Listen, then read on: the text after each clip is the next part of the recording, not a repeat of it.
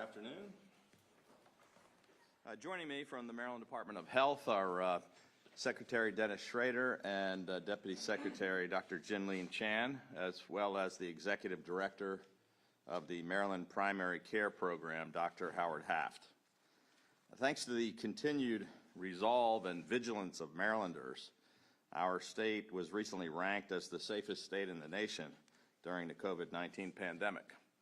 And after emerging from the peak Omicron wave faster than any state in America, state hospitalizations, which is the most important metric that we monitor, are plateauing at a rate 86% lower, and ICU levels are 90% lower.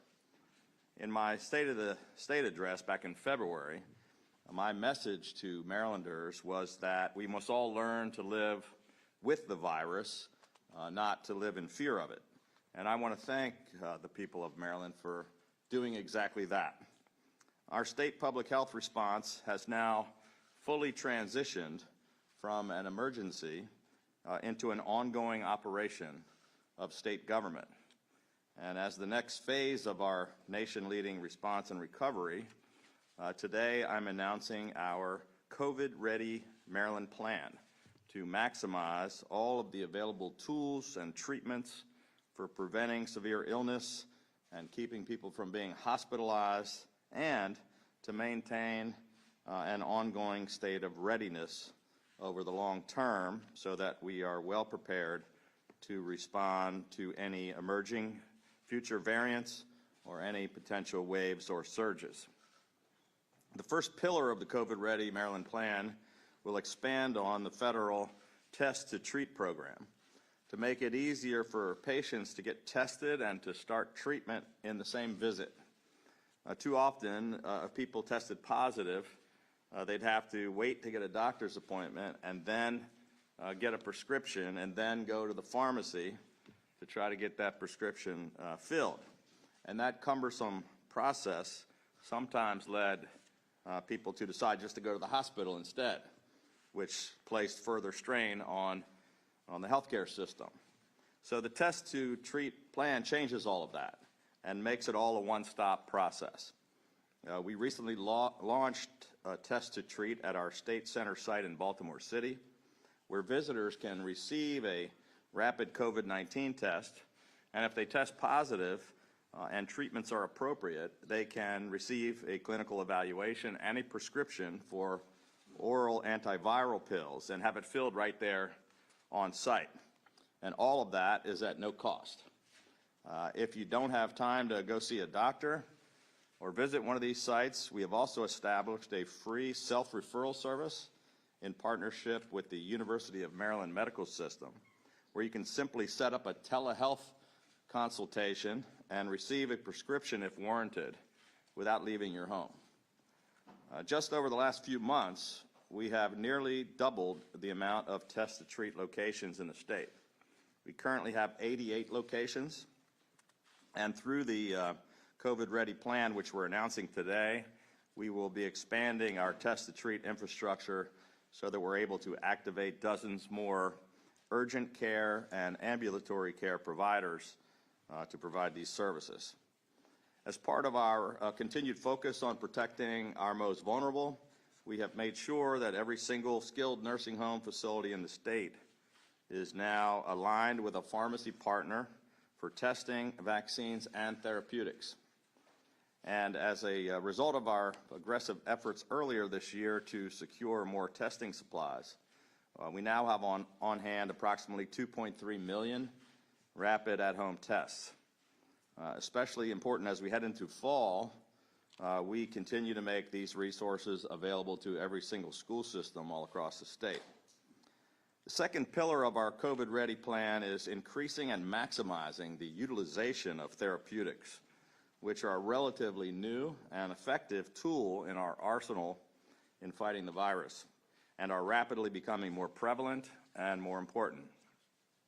In a one-month span this spring, we increased overall therapeutic utilization by 248% in Maryland, which is a key reason why we're seeing far fewer people getting severely ill, being hospitalized, or dying from COVID. There are now several different types of these treatments available, including oral antiviral pills, which interfere with the virus's ability to replicate. And these treatments are not cures, but they have a very high success rate when it comes to lessening the severity of symptoms and in keeping high-risk patients out of the hospital. We want to make it clear that any healthcare provider, including primary care and urgent care facilities, can make referrals for treatment and therapeutics, and they're currently available at hundreds of locations across the state. And Dr. Haft will provide a more thorough briefing on that program in just a few moments. The third pillar of our COVID Ready plan is getting more Marylanders vaccinated and boosted as they become eligible. And vaccines remain our most powerful weapon against severe illness and death. And fortunately, Maryland continues to be one of the most vaccinated and most boosted states in America. We have now administered nearly 12 million vaccinations, including more than 2.4 million booster shots, and we have built up one of the strongest provider networks in the nation, with 941 vaccine providers currently available on covidvax.maryland.gov. We've been successful in enlisting more than 700 primary care provider partners to be a part of the ongoing vaccination effort. And while it has never been easier to get vaccinated and boosted, we recognize that mixed messaging from the federal government has made it harder to know when it's actually time to get a booster shot. And from our own outreach, many people have told state health officials that they weren't sure if they needed it or didn't even know if they were eligible. So the simplest way to put it, the easiest way to remember, is that everyone 5 and older is eligible for one booster, and everyone 50 and older is eligible for a second booster.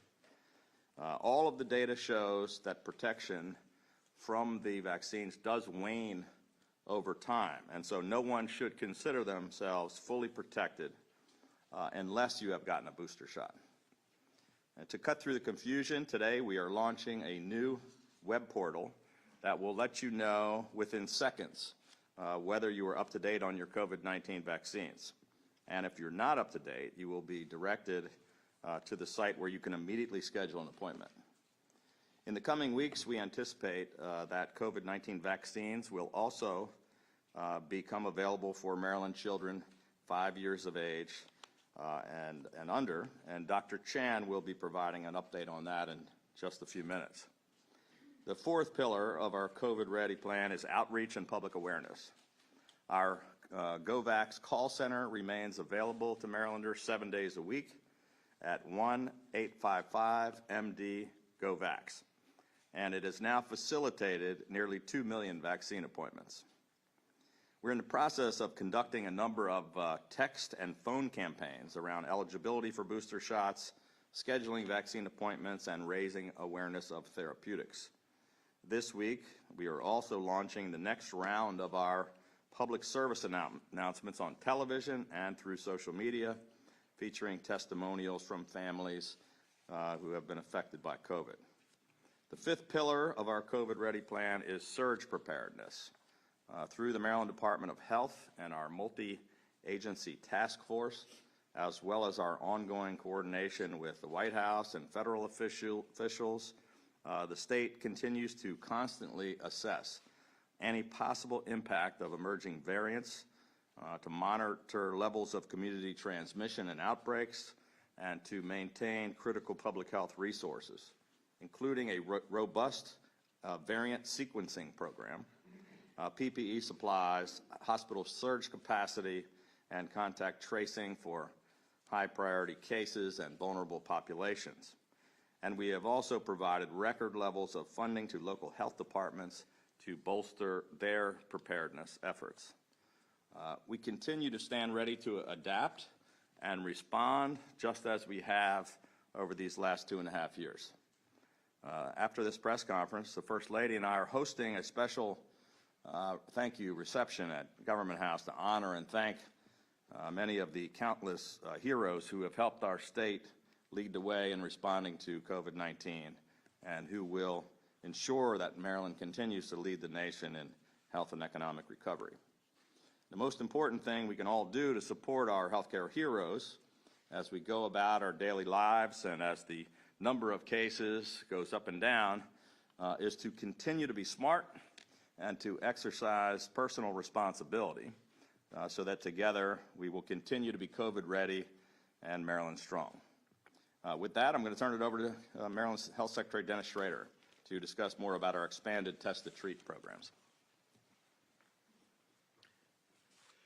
Thank you, Governor. Good afternoon, everyone.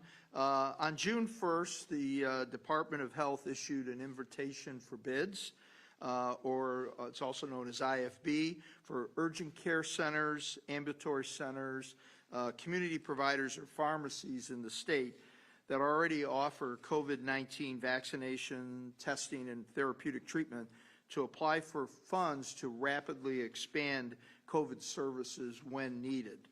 We're launching this program to ensure that Marylanders have under one roof throughout their communities easily identifiable locations that can provide access to the main tools needed for meaning vaccines, tests, and therapeutics so they can stay safe, healthy, and COVID ready during the potential COVID surge periods as we move forward.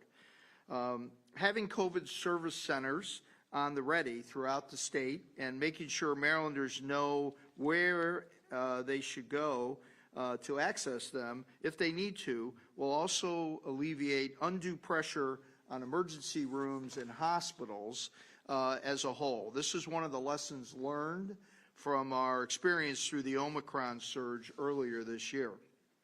Through this IFB, we are able to award funds to operate up to 50 COVID service centers in the state. And the IFB also focuses on geographical representation based on the 5 regions established by the Maryland Institute for Emergency Medical Services, also known as MIMS.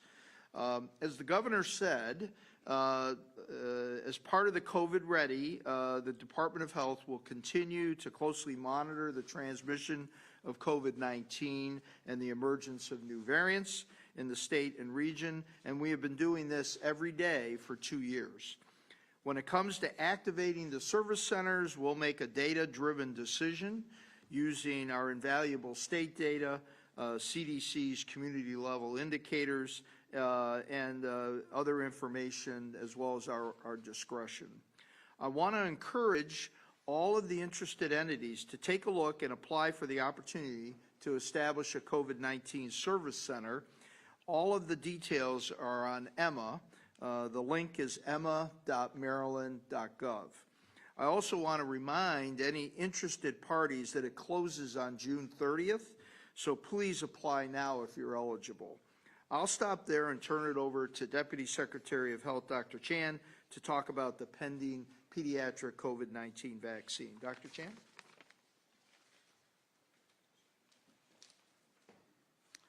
Thank you, Mr. Secretary, Governor. And good afternoon, everyone. I'd like to talk a little bit about the new weapon that both the Governor and the Secretary just referenced that we will soon have here in the state of Maryland that we'll be using in the fight against COVID-19. We are preparing to roll out 2 COVID-19 vaccines for children 6 years of age and younger, down to age 6 months, in anticipation that they'll receive approval from the federal government potentially by the end of next week. There are approximately 358,000 children in this age group in the state. And these COVID-19 vaccines, just like other COVID-19 vaccines that we have for other age groups, will help protect our youngest Marylanders against severe disease, hospitalizations, and death. Recently published information also suggests that even among young children in this age group, under 5, that vaccination can potentially mitigate the risk of development of the post-COVID multi-system inflammatory syndrome in children, or the MIS-C syndrome. And here in Maryland alone, we have had 55 children under the age of 5 reported with that condition to date. And that is roughly a third of the total number of MIS-C cases identified in the state so far. In October of last year, the Pfizer vaccine for children ages 5 to 11 received federal approval. Today, roughly 50% of Maryland children in this age group have received at least one dose of the vaccine, and more than 43% are fully vaccinated, meaning they've completed 2 doses. This ranks Maryland 6th in the nation for vaccination rates among 5 to 11-year-olds. And just last month, the CDC approved the COVID-19 booster doses for this same age group, 5 to 11, and during the past 3 weeks, nearly 10% of our 5 to 11-year-olds have already received a booster shot. So we're off to a pretty good start, and we continue to work on this part. But now, the long-awaited next opportunity to protect Maryland's youngest children against COVID-19 is nearly here. Next week, both the FDA and the CDC's advisory committees will be reviewing both the Pfizer COVID-19 vaccine for children 6 months to 4 years old, through 4 years old, and a Moderna COVID-19 vaccine for children under 6 years old. The Pfizer vaccine will be a 3-dose vaccine series, and the Moderna vaccines will be 2 doses. If approved, on Monday, June 20th, COVID-19 vaccines for infants and toddlers will be available in Maryland. The Department of Health has been working very closely with our federal government and our partners across the state to ensure that Maryland will have this important vaccine available for families right away.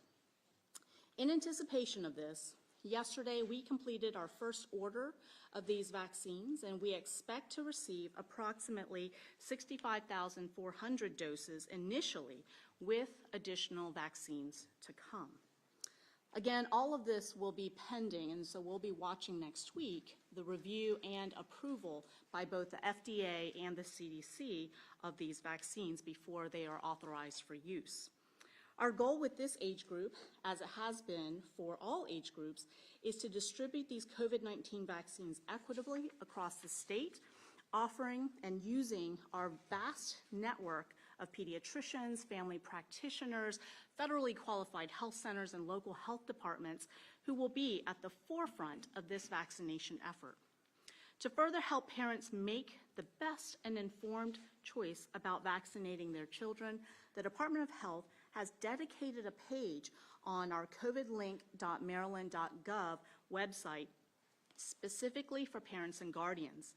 The Information for Parents page has links to clinical studies showing the safety and efficacy of vaccines for children, information on the rigorous testing that was conducted, and which went on before these approvals were sought, and other helpful material. It is important that for every family to be informed about the risk of COVID-19 as well as the risks and benefits of vaccines for their children. If families have any questions, we urge you to discuss the benefits of vaccinating your children against COVID-19 with your child's healthcare provider. We hope that you make the decision to vaccinate and boost all of your family members who are eligible. Mine are, and I am very thankful that my family is vaccinated as we look forward to our summer vacations. If you do not have a healthcare provider, or if your provider is not offering the vaccine, you'll be able to search for locations near you for your children 6 months and older to receive a COVID vaccine on our vaccine locator, again, covidvax.maryland.gov, or by calling our GoVax call center at 855-MD-GO-VAX. And you can also contact your local health department in the jurisdiction where you live. So Maryland continues to be a strong leader in the nation in vaccination rates among all ages. And that is an important reason that our recovery from the pandemic has been so strong. We are COVID ready and optimistic about the future. We have made all of these tools available and accessible to everyone across the state, and so that everyone can be prepared. And we'll continue to work to improve the health of all Maryland families. So thank you, and I'd like to now turn it over to Dr. Howard Huff, who will give you some remarks about therapeutics. Thank you, Dr. Chan. Thank you, Governor, Secretary. And good afternoon. I have good news regarding the ability to treat COVID-19. We have highly effective, safe, widely available, easily accessible medications to prevent severe illness, hospitalizations, and death for this virus, and Marylanders are using them. Monoclonal antibodies, which were administered by IV injection, have been available since November of 2020, but since December of 2021, the more easily accessible, convenient oral antiviral pills were authorized by the federal government and now are widely available across Maryland. The oral medications are indicated to treat anyone with underlying medical conditions within 5 days of the onset of mild to moderate symptoms. Last week, we had more than 64,000 courses of therapeutic treatments on hand and distributed among more than 800 publicly accessible test-to-treat locations, pharmacies, hospitals, urgent care centers, primary care offices, and other places across the state. The utilization of therapeutics among Marylanders who are testing positive for COVID has increased more than fourfold since the beginning of the year. Last week alone, we treated more than 7,000 patients. We expect that the supply and the demand to keep growing for these safe and effective treatments. As a physician with more than 46 years of experience, I'm excited that we're at a stage in this pandemic where in Maryland, there are no barriers to accessing therapeutics. The oral medications are now available in pills that are named Paxlovid and Molnupiravir. For patients who are not able to take those specific medications for reasons of impaired kidney function or other reasons, there are other treatments available, such as the monoclonal infusions that I mentioned and remdesivir, which is an IV antiviral agent. So speak to your doctor if you have even mild symptoms and test quickly if you feel sick. If you don't have a doctor, as you've heard, you can do a home test, visit any one of the hundreds of testing sites around the state, visit one of our test-to-treat centers, or get a telehealth consultation to determine if you are eligible for one of these therapeutic treatments. As the governor said, to make it as convenient as possible to ensure that we're all COVID ready, the state has established a network of more than 80 test-to-treat sites, and as the secretary said, we're adding more all the time. The current test-to-treat sites and COVID service centers that will be established offer one-stop shopping for patients who want to walk in with no appointment, take a rapid test, undergo a medical evaluation, and be given a prescription at one convenient location. You can find a test-to-treat site near you by going to covidtest.maryland.gov and using the locator tool. Testing quickly and seeking treatment options right away is particularly important for those who are over 50 and those who are younger with any significant underlying medical conditions. You should take advantage of these treatments to avoid the worst consequences of COVID, including hospitalization and death. We also want to remind our patients who have moderate to severe immune deficiencies to contact their medical providers to see if they're eligible for Evusheld medication.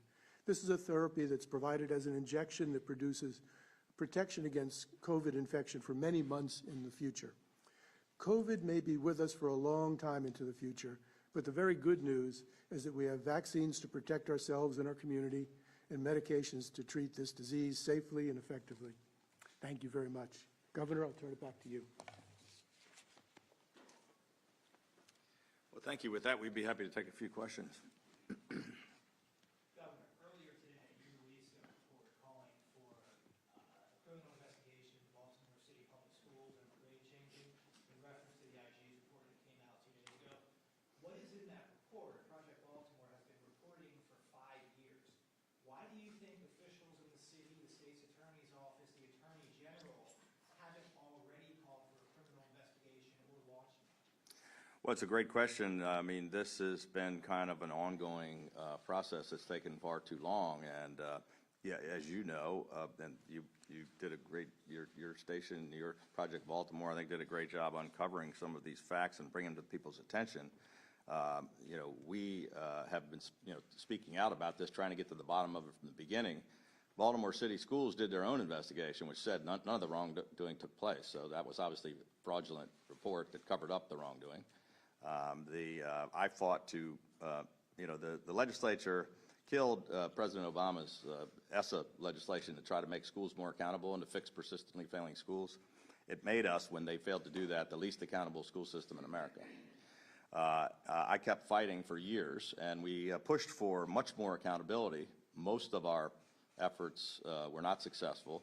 About 90% of it was rejected by the legislature, but we were successful in getting the state IG for the first time ever, who's been conducting this investigation since 2020 and released these results. So I think there's been an ongoing awareness of the problem and different people with the responsibility looking into it, but it took persistence, and it took this IG, which we had to fight hard to get on board, to gather the information, to do the finding of fact, to find, just in the high schools, these 12,800 kids whose grades have been improperly, fixed. Governor, I wanted to ask you about the violence in Baltimore. And the truth is, most of the homicides go unsolved. I know you and your office have touted doubling of rewards in some cases, but the clearance rate is only around 42%. What can be done about that to bring justice to more families? Well, again, that's something that we've been fighting hard on for nearly 8 years. It's been a very frustrating process. We've taken so many different steps. I mean, first of all, we've put over $1 billion into public safety in Baltimore City. We've given Baltimore City Police and the various 4 different mayors that we've dealt with everything that they've asked for to try to get things done. We pushed for tougher sentencing for repeat violent offenders and the people that keep shooting on people on the streets of Baltimore. All of them opposed that legislation, and it failed. It passed the Senate twice, but never got passed through the House. It's a really simple answer. I mean, it's a very complex problem with lots of moving parts. Look, we've invested about $6 billion into Baltimore City, more than any other governor in the history of the state. We've invested in the root causes of crime and record funding in the schools 8 years in a row, more than the legislature provided for. We put more money into workforce development and reentry programs and redevelopment and Project Core, tearing down the blighted properties. But it really takes leadership in the city, and it takes really simple steps. We have to arrest more people.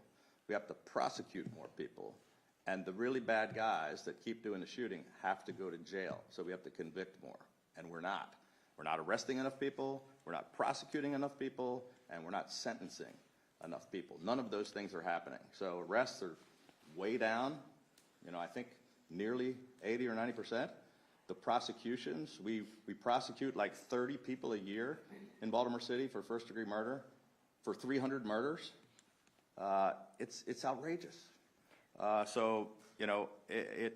We've been having these discussions, and there's not, I can't, unless I decide to run for mayor of Baltimore, I'm not sure what else I can do to fix it, but we're going to continue to work with them and provide all the assistance we can. Governor Hogan, earlier this week we saw voters in San Francisco recall their district attorney who had progressive policies for prosecution, very similar to what we're seeing in Baltimore City. Very similar. Do you think that it's time for those policies to change here in Baltimore City, and should voters take notice? Well, absolutely they should take notice, and it's very similar.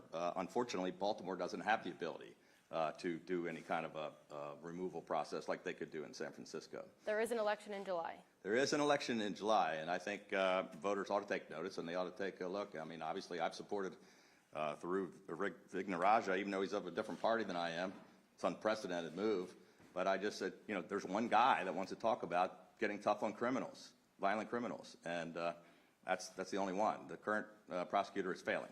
Excuse me, let's back to that COVID-19 question. Oh, good, thank you. I mean, we've got back on track. We'll come back to the other questions, but we want to get a couple of on-topic questions in. You mentioned about the up to 50 COVID service centers. Could you summarize what they would look like? I mean, to go there, how many people would work there? Right, and so what we're planning to do here is to use the existing infrastructure in the state. We have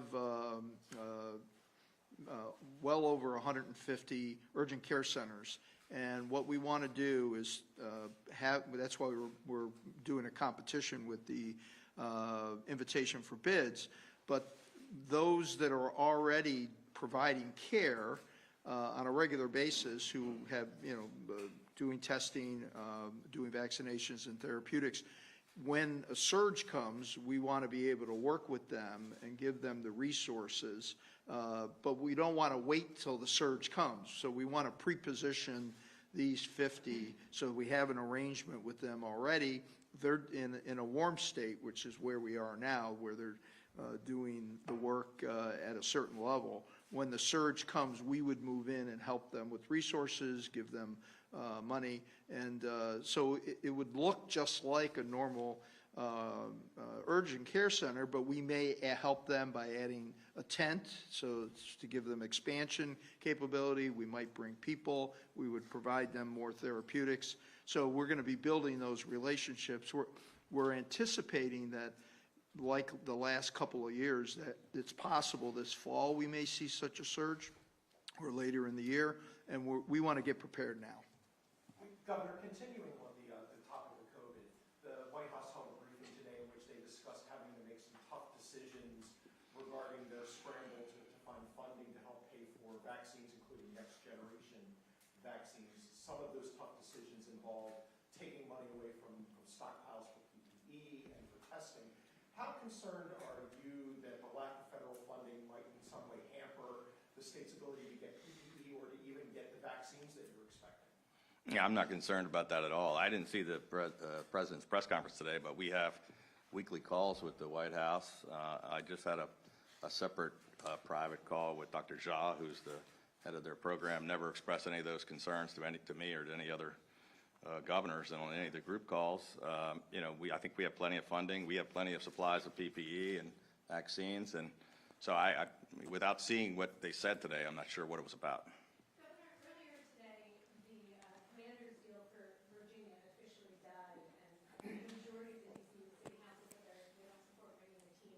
Well, it doesn't come as any surprise to me whatsoever. Yeah, I have a two-part question. What do you make of those developments? And secondly, do you think Maryland will be offering anything else to the team to stay here in the state?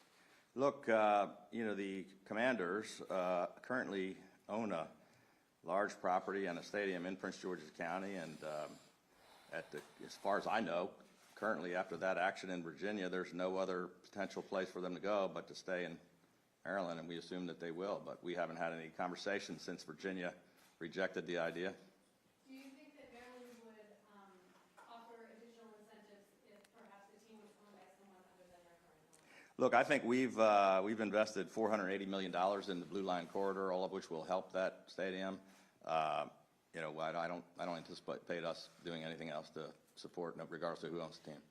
Governor, According to the Baltimore Sun and the University of Baltimore's poll, Kelly Schultz, who you've endorsed, is only 6 points ahead of Delegate Dan Cox, and we're pretty close to the primary election. Does that give you any cause for concern about her footing with voters?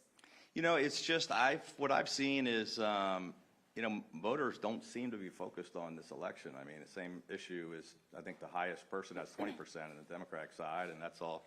I have no idea, you know, what's going on there either, but I know most voters, 50, 60, 70%, are completely undecided. They don't know that there's a primary on July 19th, and they don't know the candidate. So, you know, I have every confidence that, you know, Kelly Schultz is going to spend, you know, the next 6 weeks or whatever, making herself more well-known to voters, and I'm confident that she's the best person for the job. But, you know, you know, nobody seems to be getting a lot of traction. And maybe they're just happy with the current governor. I don't know, but they're not paying attention to the 16 people running. Governor Hogan, Baltimore City Schools. Over the past couple of weeks, Project Baltimore has reported on 4 students with disabilities who attend different schools that aren't going to school for medical reasons, yet they're receiving report cards with fake attendance and fake grades. A former principal for Baltimore City Schools says that she was instructed when she was a principal not to leave report cards blank, even if students don't show up, because it can affect funding. To what degree do you believe there is corruption in Baltimore City Schools, and is this something that perhaps also should be investigated?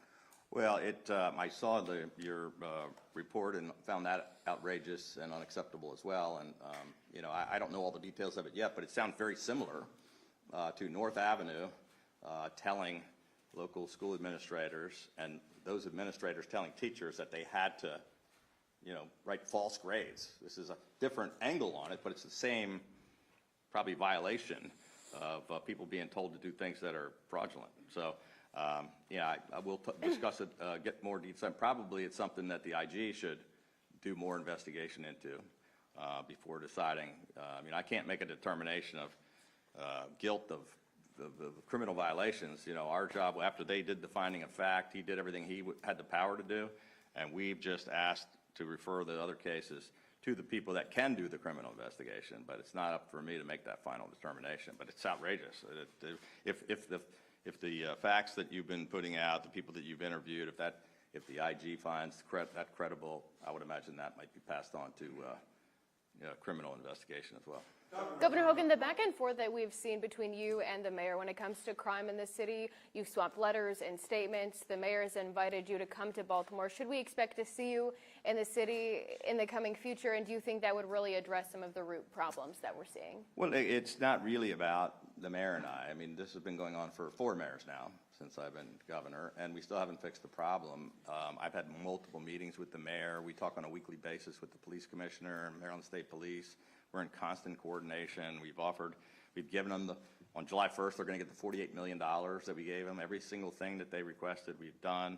The Maryland State Police continues to coordinate with them on warrant apprehension.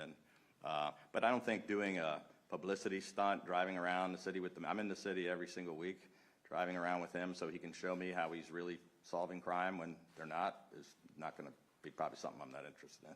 Governor, you've signed the Maryland's red flag law, and now gun violence, of course, is getting so much attention nationwide. Yeah. How is that law doing here in Maryland? Is there something? Is it? Just give me some thoughts on it. I think it's doing really well. Just to take you back to, when Great Mills High School in St. Mary's County, we had a school shooter.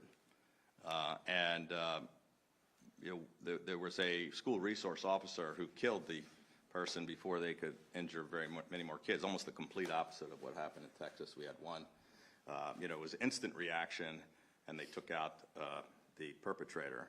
I supported and signed into law, red flag law. I also introduced and passed an initiative where we put $218 million into school safety to make our schools safer, and we required school resource officers, armed school resource officers in every single school in Maryland. So I think we're in pretty good shape with respect to that. The red flag law is working. We've had no real serious issues or concerns. Forever, I've said, I support the Second Amendment and the right to, for law-abiding citizens to keep and bear arms, but I want to do everything we can to keep guns out of the hands of the mentally ill and people with a criminal background. Governor, that brings down the situation. Yeah. Yeah. There's like 3 at the same time. I didn't hear any of them. Same question. Go ahead, Aaron. What can you tell us about the shooting that just happened within the last hour or so in Smithburg? Yeah, I have been briefed on it, but it's an ongoing situation. We don't have all of the facts, and I'm not sure they're ready to put out all the facts without notifying, next of kin. And but my understanding is, but potentially 3 people killed. The perpetrator, the state police responded, pursued the suspect.